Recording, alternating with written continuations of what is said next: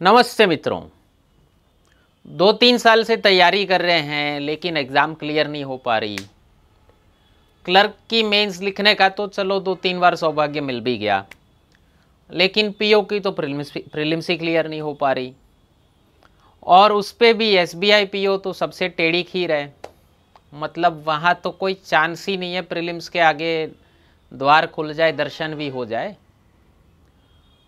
साल दर साल cut off बढ़ता जा रहा है। उसी चक्कर में ये पता नहीं चल पाता कि इस साल कट ऑफ बढ़ेगा या कम होगा। उसी चक्कर में ये नहीं पता चल पाता कि क्वेश्चंस कितने अटेम्प्ट किए जाएं। अगर ये सारे प्रश्न आपको उलझा रहे हैं तो आज का वीडियो ज़रूर देखें। क्या पता आपको अपने प्रश्न का जवाब मिल जाए। और एक अच्छी स्ट्रेटेजी के बिना किसी भी कंपटीशन में मैदान में उतरना अक्लमंदी तो नहीं होती। मतलब विराट कोहली भी मान लीजिए ऑस्ट्रेलिया खेलने जाएगा तो पिच तो स्टडी करेगा वहाँ की, और जिस स्ट्रेटेजी से आप इंडिया में खेलते हो उसी स्ट्रेटेजी से ऑस्ट्रेलिया में खेलोगे तो सेंचुरी नहीं लग पाएगी। तो आप किस टर्फ पे खेलने वाले हो ये तो पता होना चाहिए आपको। तो मुद्दे पे आते हैं कि एसबीआई पीओ में क्या आपकी स्ट्रेटेजी रहनी चाहिए एग्ज़ाम के अंदर। और आपका जो एग्ज़ाम का समय होता है, प्रीलिम्स का 1 घंटे का या मेंस का 3 घंटे का, उस समय का सबसे ज़्यादा अच्छे से सदुपयोग कैसे किया जाए जिससे कि आपकी एग्ज़ाम क्लियर हो सके। कौन से सब्जेक्ट में कौन से चैप्टर्स के क्वेश्चन अटेम्प्ट किए जाएं, किस चैप्टर्स को छोड़ दिया जाए, आपकी स्ट्रेंथ क्या है, वीकनेसेस क्या है, उनको किस तरह से प्ले करना चाहिए, ये सब की स्ट्रैटेजी बनानी एक बहुत आवश्यक चीज़ होती है। तो आते हैं कट ऑफ पे। सबसे पहली बात, 2019 का एसबीआई पीओ का प्रीलिम्स का कट ऑफ था 71। अब किसी भी पीओ के एग्ज़ाम के लेवल से ये बहुत हाई है। 71 माने बहुत ऊपर कट ऑफ कहा जाएगा। पिछले साल का कट ऑफ था 56.75, 56.75। उसके पिछले साल का था 51। उसके पीछे साल का और कम था। तो साल दर साल एक चीज़ आप देख सकते हैं, बढ़ता जा रहा है कट ऑफ। लेकिन पिछले साल वाला जो जंप था 56 से लेके 71, 15 मार्क्स का जंप, यानी 100 मार्क की एग्जाम्स में इसको 15% का ही जंप कहा जाएगा। तो ये जंप सामान्य नहीं है। बाकी उससे पिछले वाले सालों में आप देख सकते हैं 5-5, 4 मार्क, 5 मार्क ऐसे जंप हुआ है। तो एक मेन कारण क्या था कि 2018 का पेपर बहुत टफ था, जैसे नॉर्मली एसबीआई पीओ का होता है। 2019 का पेपर बहुत आसान था। मतलब आप दोनों की अगर कंपैरिजन करेंगे तो 2019 का पेपर आपको 18 के पेपर के मुकाबले क्लर्क का पेपर दिखेगा, ऑफिसर का पेपर ही नहीं दिखेगा। तो पहली चीज़, ये मत सोच के जाइएगा कि इस साल 71 से भी ऊपर कट ऑफ जाएगा। हो सकता है इस साल वही वाली 2017-18 वाली ही मूड में आ जाए एसबीआई और फिर से मुश्किल पेपर पूछ ले, तो कट ऑफ धड़ाम से गिर के फिर से 56 भी जा सकता है, कोई इशू नहीं है। तो होगा क्या, क्लासिक मिस्टेक कहाँ करते हैं सारे स्टूडेंट्स, वो है घर से एज्यूम करके जाते हैं कि मुझे इतने क्वेश्चंस अटेम्प्ट करने हैं। मतलब 80 अटेम्प्ट करने ही हैं किसी भी हालत में, क्योंकि हमने एक एज्यूम कर लिया कि इतना कट ऑफ होगा और उससे भी ज़्यादा अटेम्प्ट करने हैं। अब पता चला कि भाई साहब हमें आते तो हैं कुल मिला के 55 क्वेश्चन, और घर से टारगेट सेट करके गए थे 80-85 करने ही हैं। कई लोग तो 100 के 100 मार के आ जाते हैं। मतलब कुछ भी ओम नमः शिवाय ओम नमः शिवाय इस पे मार दिया। तो उससे क्या होगा, आप कभी भी चेक कर सकते हैं किसी भी एग्ज़ाम में। इन वाली एग्ज़ाम्स में आप एक्चुअली उन क्वेश्चंस पे तो चेक नहीं कर पाएंगे क्योंकि ऑनलाइन एग्ज़ाम्स हैं, तो आपको क्वेश्चन पेपर घर पे सॉल्व करने को मिलेगा नहीं। ना आईबीपीएस एसबीआई कभी आंसर की निकालते हैं कि आप घर जाके वेरीफाई कर सकें कि मैंने कितने तुक्के मारे थे और उनमें से कितने सही साबित हुए हैं। लेकिन आप घर पे इस चीज़ को ट्राई कर सकते हैं। ऑफलाइन एग्ज़ाम्स अभी भी जितनी ली जाती है यूपीएससी जैसी, उनके पेपर्स आप सॉल्व कर सकते हैं, आंसर कीज़ भी अवेलेबल हैं उनकी। तो घर बैठ के आप फ्लूक मार के देख लीजिए कितने फ्लूक आपके सही होते हैं। आपको पता चलेगा कि जितने भी तुक्के मारे हैं आपने उनका नेट रिजल्ट लॉस ही है, प्रॉफिट नहीं है। उनसे मार्क्स गेन नहीं होते, उनसे नेगेटिव मार्क्स इतने ज़्यादा मिल जाते हैं कि आपकी जो कमाई थी असली वाली वो भी घट जाती है। तो मैं सजेस्ट नहीं करता। दूसरी चीज़, एक क्वेश्चन स्टूडेंट्स को सताना चाहिए, अगर नहीं सताता है तो, कि आप जब क्वेश्चंस अटेम्प्ट कर रहे हैं तो आपकी एक्यूरेसी कितनी होनी चाहिए। मेरे हिसाब से 95% एक्यूरेसी होनी चाहिए। 5% ह्यूमन एरर के मैंने दे दिए आपको, फिर भी बहुत ज़्यादा दे रहा हूँ मैं। एक्चुअली आपको गलतियाँ करने की छूट नहीं है। 100% अगर श्योर हैं तभी आंसर लिखें, वरना मत लिखें। तो देखते हैं पिछले साल का पेपर किस टाइप का था। बहुत आसान था, जैसे मैंने बताया आपको। इंग्लिश बहुत इजी था, कॉम्प्रिहेंशन प्रैक्टिकली कोई कॉम्प्रिहेंशन ही नहीं था। क्योंकि कॉम्प्रिहेंशन किसको कहा जाएगा, जिसमें आपको पूरा पैसेज पढ़ना पड़ेगा, 1 बार 2 बार 3 बार रीडिंग करनी पड़ेगी और फिर जाके आप आंसर दे पाओगे। तो जैसे 2018-17 में पूछते थे वो वाले प्रॉपर कॉम्प्रिहेंशन थे। 2019 का जो एक पेपर अवेलेबल है मार्केट में, उसमें कॉम्प्रिहेंशन ही नहीं है, सब ग्रामर के ही मार्क्स हैं। और जो सबसे टाइम कंज्यूमिंग क्वेश्चन होता है इंग्लिश का, वो कॉम्प्रिहेंशन होता है। वो नहीं था, तो वहाँ अच्छा स्कोर कर सकते हैं आप बाकी पेपर्स के मुकाबले। रीजनिंग इजी था, मैथ्स कहेंगे मॉडरेट सा था, बहुत आसान नहीं कहूँगा मैं। 5 क्वेश्चन नंबर सीरीज़ के थे, नंबर सीरीज़ इजी थी मैथ्स की पिछले साल। क्वाड्रेटिक इक्वेशन के 5 क्वेश्चन थे, वो भी इजी था। 11 क्वेश्चन डीआई के थे, उन 11 में 5 क्वेश्चन इजी थे, 6 मॉडरेट थे। तो आप अंदाज़ा लगा सकते हैं मैथ में आप आराम से 20 क्वेश्चंस तो इजी थे। उसके बाद आप अगर थोड़ा एफर्ट मारते, थोड़ी सी प्रिपरेशन अच्छी हुई आपकी, तो आप उसको 27-28 तक ले जा सकते थे पिछले साल। आपको मैथ में 35 क्वेश्चन के लिए 20 मिनट मिलते हैं अभी, और रीजनिंग में सेम अगेन 35 क्वेश्चन के लिए 20 मिनट मिलते हैं। तो रीजनिंग भी बहुत आसान था पिछले साल। मतलब जो नॉर्मली एसबीआई पीओ का जो रीजनिंग होता है, सभी एग्ज़ाम्स में, इंडिया में जितनी एग्ज़ाम्स ली जाती हैं सब जोड़ के बता रहा हूँ मैं, रीजनिंग टफेस्ट होता है एसबीआई पीओ का। मतलब 42,000 की जो नौकरी देंगे वो उसका पूरा निचोड़ निकाल लेंगे एग्ज़ाम के अंदर, पूरा बदला ले लेंगे कि बेटा आने वाले 30-35 साल तो तुम हमारे पैसों पे ऐश करने ही वाले हो, तो आ जाओ। तो रीजनिंग में सबसे ज़्यादा टाइम कंजम्पशन जहाँ स्टूडेंट्स का होता है वो रीजनिंग में होता है, और क्योंकि सिटिंग अरेंजमेंट बड़ी मुश्किल होती है। तो पिछली बार भी सिटिंग अरेंजमेंट्स पूछी थी, एक थी ट्रायंगल वाली, दूसरी थी रोज़ वाली। एक रो में 9 जने बैठे हैं, ऐसी सिटिंग अरेंजमेंट थी। और सिटिंग अरेंजमेंट में नई नई वैरायटीज़ निकालते रहते हैं ये लोग। पहले सर्कल था, फिर सर्कल में इनसाइड फेसिंग आउटसाइड वाला शुरू किया, फिर अभी ट्रायंगल, हेक्सागन, ये वो फलाना ढिकाना बहुत कुछ इंक्लूड कर दिया है। मैं सजेस्ट करता हूँ कि रीजनिंग के अंदर सिटिंग अरेंजमेंट को एकदम लास्ट में अटेंड किया जाए।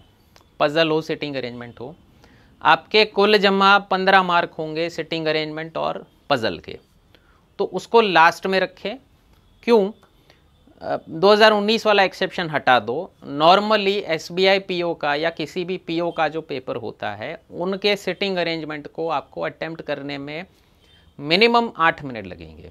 वो भी तब जब आपने घर पे 50 सम्स, 5-5 क्वेश्चन ईच, 50 सम्स घर पे सॉल्व किए हैं।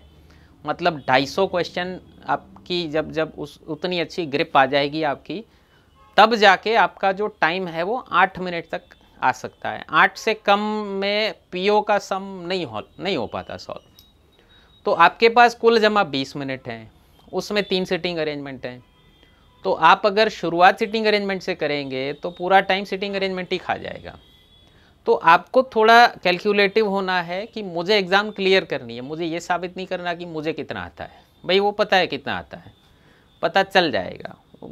फालतू ईगो पे मत लीजिए कि ये क्वेश्चन मेरे से क्यों नहीं हो रहा, नहीं आ रहा छोड़ दीजिए एग्ज़ाम में, नेक्स्ट नेक्स्ट करके सारे सिटिंग अरेंजमेंट और पजल्स वगैरह स्किप करके पहले मिसलेनियस क्वेश्चंस अटेम्प्ट कर लीजिए। ये भी मत सोचिएगा कि 15 क्वेश्चन स्किप करने में कितना टाइम जाएगा, जितना भी जा रहा है जाने दीजिए।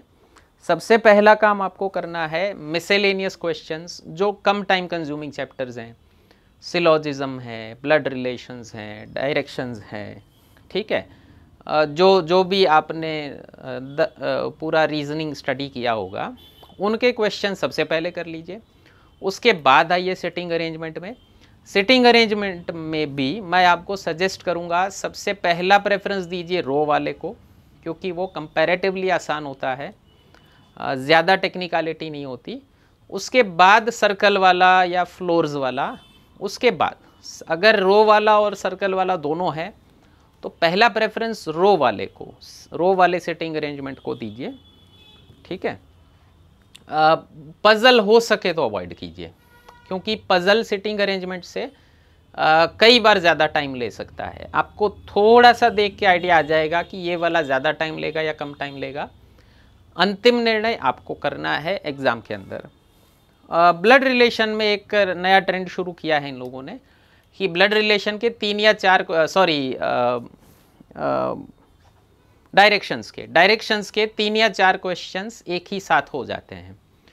तो आसान है ये, डायरेक्शंस के 3-4 क्वेश्चंस एक ही डेटा में होना। डायरेक्शंस इजी चैप्टर है, स्कोरिंग चैप्टर है, तो वो वाला आप पहले कर सकते हैं, ठीक है। मैं आपको सजेस्ट करूंगा जो पजल और सिटिंग अरेंजमेंट है उसको लास्ट में रखें। उसमें भी पहला प्रेफरेंस थोड़ा सा देखना पड़ेगा आपको कि इस वाले पेपर में कौन सा आसान दिया है। ब्लैंकेट रूल कोई नहीं होता, क्योंकि SBI वाले भी क्या पता ये वीडियो देख रहे हो, ऐसे बहुत सारे वीडियो देखे होंगे उन्होंने कि भाई आप लोग क्या स्ट्रेटेजी अपनाने वाले हो, ये भी पता होगी उनको, क्योंकि इतनी ज़्यादा चेंज करते रहते हैं वो एग्ज़ाम पैटर्न कि वो भी तेज़ हैं, ठीक है। उसके मुकाबले 2018 की प्रीलिम्स टफ थी, PO की काफ़ी टफ थी। उसमें इंग्लिश मॉडरेट टू टफ था, रीजनिंग एज यूजुअल टफ था, मैथ्स टफ ही था, ठीक है। पिछले उस साल 5 क्वेश्चंस पूछे थे इनपुट आउटपुट के। रीजनिंग को मैं टफ नहीं कहूँगा, 2018 की टाइम कंज्यूमिंग बहुत था। 5 क्वेश्चंस थे आपके इनपुट आउटपुट के, जो कि अगर आपकी ग्रिप नहीं है, प्रॉपर स्ट्रेटेजी नहीं पता आपको इनपुट आउटपुट कैसे सॉल्व करना चाहिए, तो बहुत टाइम ले सकता है। अगर आपके पास मेरे फादर बड़ी अच्छी मेथड से कराते हैं तो टाइम काफ़ी कम हो जाता है उनका। सेम चीज़ है, कोडिंग इजी था पिछले साल 2018 में। 2 क्वेश्चंस पूछे थे ब्लड रिलेशंस के, इजी था। सिटिंग अरेंजमेंट में एक क्वेश्चन था रोज़ का, मैंने आपको बताया रोज़ वाला पहले अटेम्प्ट कीजिए, लेकिन इस वाले में इन्होंने गुगली फेंकी थी। 2 रोज़ थी, 7 पीपल ईच, यानी 14 लोगों का सिटिंग अरेंजमेंट है। डेंजर है, दूर रहिए, मत छूइए इसको। अगर लास्ट में समय मिले तब भी मत छूइए, नहीं मिलेगा वैसे, बट मत छूइए इसको। एक न्यू क्वेश्चन इन्होंने इंट्रोड्यूस किया है पिछले 2 सालों से, बॉक्स अरेंजमेंट का, और पज़ल था, पज़ल मॉडरेट था इस वाले का, 2018 वाले का पज़ल आसान था, तो उसको पहले कर लेना चाहिए, ठीक है। सेम चीज़ डेटा सफिशिएंसी और पूछी थी। डेटा सफिशिएंसी में अगर आपकी प्रैक्टिस अच्छी है, थोड़ा सा डेटा देख के आपको पता चल जाता है कि इससे हो जाएगा, तभी छूइए, वरना डेटा सफिशिएंसी टाइम बहुत कंज्यूम करेगा। तब फिर आपको जाना पड़ेगा पीछे पज़ल में कि चलो अब ये टाइम कंज्यूमिंग है तो फिर अब मैं पज़ल कर सकता हूँ। तो अगेन आपको क्वेश्चंस अटेम्प्ट कितने करने हैं। 71 वाला कट ऑफ तो बहुत हाई हो गया। मेरी माने तो नॉर्मली कट ऑफ का आंकड़ा आप घर से डिसाइड करके मत जाइए कि इतना होगा, जितना आता है उतना ही अटेम्प्ट कीजिए। मान लीजिए आपको 100 मार्क की एग्ज़ाम में 30 मार्क्स का ही आ रहा है, छोड़ दीजिए, कोई दिक्कत नहीं। कम से कम आपको ये तो पता चलेगा मैं कितने पानी में हूँ। जब आप तुक्के मार के आते हो घर पे, मान लीजिए 30 ही आते थे और 80-85 अटेम्प्ट कर दिए, तब आप अपने आप को बेवकूफ़ बनाते हो। आपको एक्चुअली ये पता नहीं होता कि मुझे कितना आता था एग्ज़ाम में। आप अपने मन में ये छलावा दोगे कि मैं 80 अटेम्प्ट किया और मेरे मार्क्स इतने आए। अब मान लीजिए 30 आते थे आपको, 80 अटेम्प्ट किए, मार्क्स आए आपके 15, कॉन्फिडेंस की क्या हालत होगी सर आपकी? तो उससे तो अच्छा है कि 30 मार्क्स ले आओ, कोई दिक्कत नहीं। आपको ये तो पता चलेगा मैं कट ऑफ से आधे पे ही हूँ। हो सकता है प्रॉपर तैयारी नहीं की आपने, हो सकता है सीरियसली प्रिपरेशन ही नहीं कर रहे थे, हो सकता है कि सिखाने वाला आपका गड़बड़ था, उसको नहीं आता ऑफिसर वाला तैयार प्रिपरेशन कराना, ठीक है। जिसकी सलाह आप मान रहे थे किसी सीनियर वीनियर की, हो सकता है उसने बेवकूफ़ बनाया हो आपको। तो मेरी सलाह है घर से आंकड़ा डिसाइड करके मत जाइए, जितना आता है उतना ही अटेम्प्ट कीजिए, एक भी तुक्का मत मारिए। और अगर आपको मान लीजिए 100 में से 55-60 आप अटेम्प्ट कर पा रहे हैं, उससे ज़्यादा नहीं जा पा रहे, सेफ आंकड़ा है। अगर उस साल का पेपर टफ है तो यार मैं अपने स्टूडेंट्स को हमेशा एक बात सजेस्ट करता हूँ कि ऐसा तो कोई प्रोविज़न नहीं होता ना कि आपका पेपर टफ होगा, आपके कंप्यूटर में टफ पेपर होगा और बगल वाले सारे कंप्यूटर्स में पेपर इजी होगा। तो अगर आपके लिए टफ है तो सबके लिए टफ होगा। तो अपने कैलकुलेशन पे कॉन्फिडेंस रखें, एक भी तुक्का ना मारें। 20 मिनट के अंदर आपको मैथ के 20 क्वेश्चन मिनिमम आप एक्यूरेटली कर सकते हैं पीओ में। रीजनिंग के 20 कर सकते हैं आराम से, और इंग्लिश के 15 भी कर दिए आपने ठीक से 30 में से, तो आप इन द रेस हैं टफ पेपर में। 2019 का पेपर एक्सेप्शनली इजी था, मैं दोबारा कह रहा हूँ, उसको बेंचमार्क मान के मत चलिएगा अगर टफ पेपर है। अब आप मार्क्स इंक्रीज कहाँ कर सकते हैं? रीजनिंग में आप 22, 23, 24, 25 तक खींच सकते हैं। ठीक उसी तरह अगर मैथ में आपने कैलकुलेशन वाली प्रैक्टिस ज़्यादा की, सिंप्लीफिकेशन आपका स्कोरिंग सब्जेक्ट होगा, डेटा इंटरप्रिटेशन स्कोरिंग सब्जेक्ट है, क्योंकि एक अगर आ गया आपको पाँचों आपके हाथ में आ गए। भूत की चोटी जैसा है, अगर चोटी पकड़ ली तो भूत आप जो कहोगे वो करेगा। तो ये वाले चैप्टर्स स्कोरिंग हैं, इनको अटेम्प्ट करना चाहिए। अगर टाइम ज़्यादा लग रहा है तो आपको वैदिक मैथमेटिक्स स्टडी करने की ज़रूरत है, ठीक है। अगर आप वैदिक मैथमेटिक्स प्रॉपर से पढ़े हुए हैं, डेटा इंटरप्रिटेशन आसान चैप्टर है, ठीक है। मैं हमेशा कहता हूँ अगर आप I = PRN/100 कर रहे हैं तो आप रेस में नहीं हैं, तो आपको थोड़ी सी प्रिपरेशन आपकी फंडामेंटल से ही ठीक करने की ज़रूरत है। हमारे स्टूडेंट्स कभी I = PRN/100 नहीं करते, और डेटा इंटरप्रिटेशन उनके लिए स्कोरिंग चैप्टर होता है।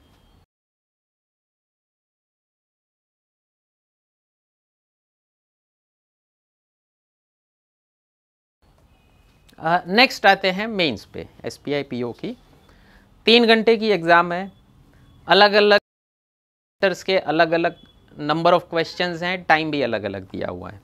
सबसे ज़्यादा क्वेश्चन है रीजनिंग के, और उसमें टाइम भी सबसे ज़्यादा दिया हुआ है 60 मिनट, 1 घंटा।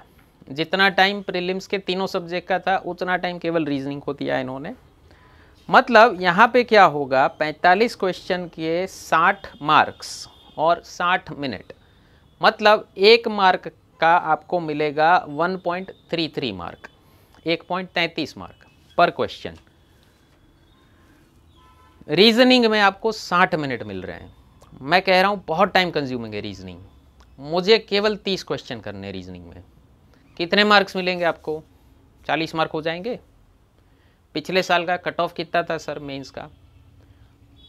ये MCQ वाली एग्ज़ाम का आपके मेंस में दो चरण हैं इनमें, एक है डिस्क्रिप्टिव और दूसरा है फिर आपका ये MCQ। डिस्क्रिप्टिव के 50 मार्क्स हैं और ये MCQ वाले चारों सब्जेक्ट्स के मैथ, रीजनिंग, इंग्लिश, जीके के 200 मार्क्स हैं। इसमें 200 में से कट ऑफ था मुश्किल से 83, तो 42% भी नहीं हुआ। मान लीजिए आपने रीजनिंग में केवल 30 क्वेश्चंस किए हैं, लेकिन 30 के 30 मुझे 100% एक्यूरेसी वाले सही क्वेश्चंस चाहिए। आपके मार्क्स हो गए 40। मैथ में आपके पास 45 मिनट हैं। मैथ कहते हैं हटा दिया है, अब एक बड़ा हवा कटा था कि एसबीआई ने मैथमेटिक्स ख़त्म कर दी, पूरा डेटा एनालिसिस और इंटरप्रिटेशन कर दिया। लेकिन वो एसबीआई है, वो कहीं भी मैथ्स पूछ सकती है, वो किसी भी चैप्टर को डेटा एनालिसिस में, डेटा इंटरप्रिटेशन में कन्वर्ट कर सकती है। तो प्रोबेबिलिटी का भी डीआई कर देते हैं वो 5 क्वेश्चन का, और रेशियो का भी कर देते हैं, कंपाउंड इंटरेस्ट का भी कर देते हैं।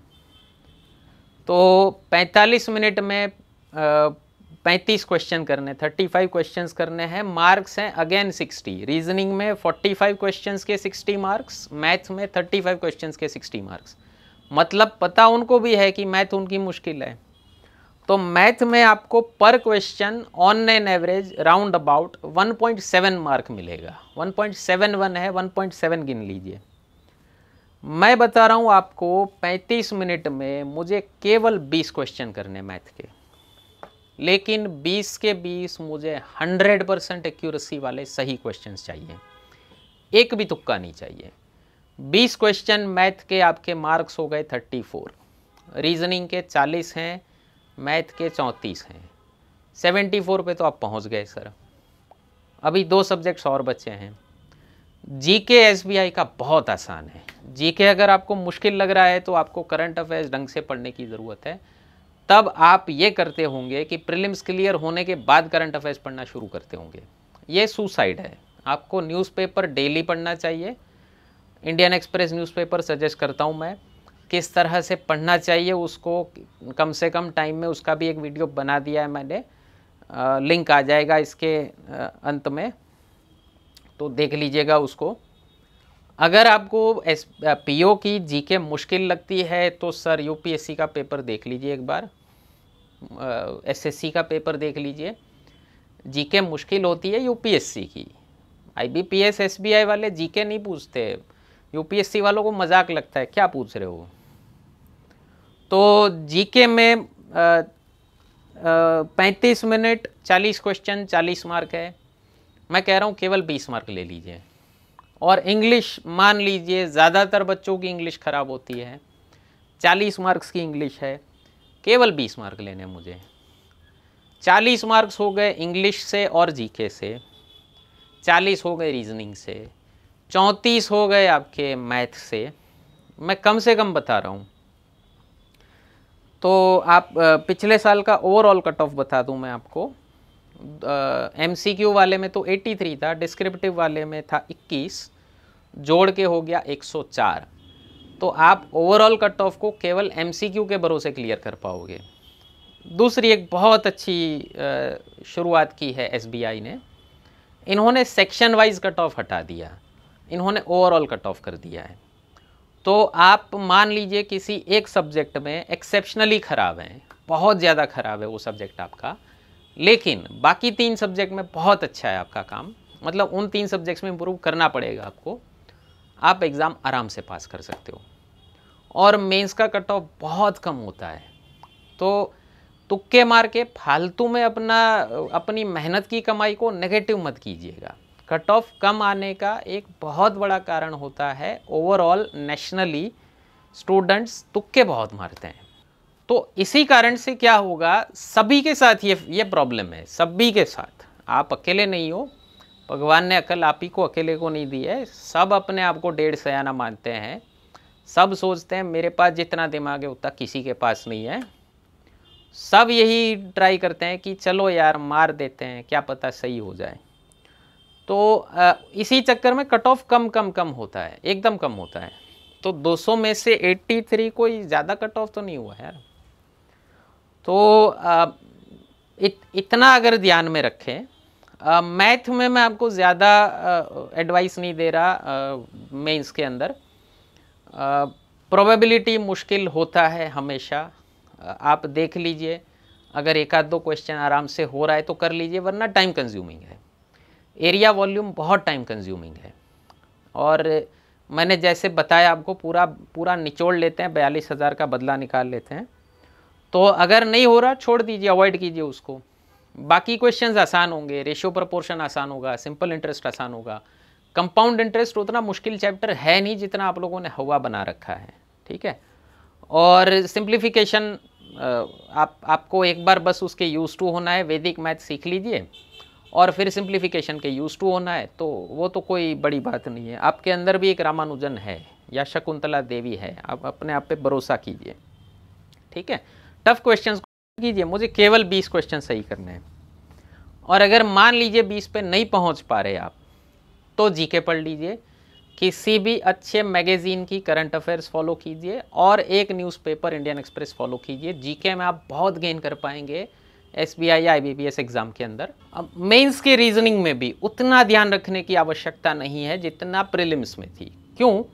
प्रीलिम्स में टाइम कम है आपके पास। प्रीलिम्स में आपके पास केवल 20 मिनट हैं और 35 क्वेश्चन हैं। यहाँ पे आपके पास 60 मिनट हैं और मैंने आपको टारगेट दिया है केवल 30 क्वेश्चन करने का। एक क्वेश्चन पे 2 मिनट आराम से लीजिए और यकीन मानिए मेरा, एक बार स्ट्रेटेजी को फॉलो कीजिए कि जितना आ रहा है उतना ही अटेम्प्ट कीजिए, तुक्के मत मारिए।